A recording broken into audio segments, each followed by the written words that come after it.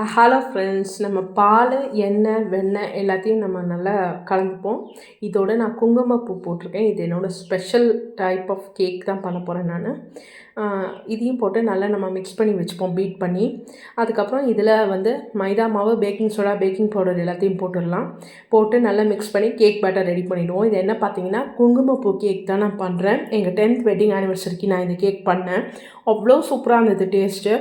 Cake வந்து குங்குமப்பூ கேக்கு.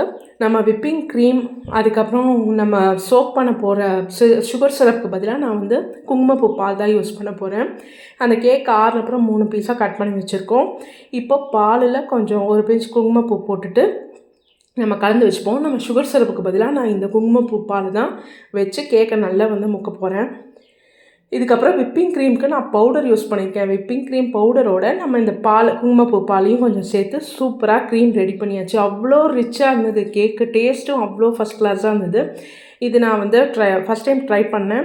நம்ம இப்படி ட்ரை பண்ணி பார்க்கலான்னு சொல்லிட்டு ட்ரை பண்ணேன். சூப்பராக வந்தது.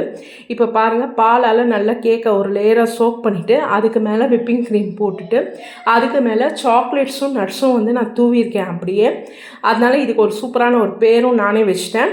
சாக்கோ நட்டி சாஃப்ரான் கேக்குன்னு சொல்லி பேர் வச்சிட்டேன்.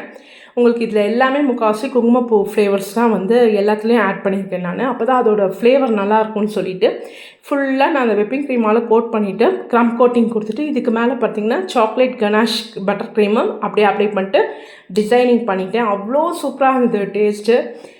நல்லா இருந்துச்சு. என் ஹஸ்பண்டுக்கு ரொம்ப ரொம்ப பிடிச்சிருந்தது. அவருக்காக தான் நான் ஸ்பெஷலாக வந்து இந்த கேக்கே பண்ண.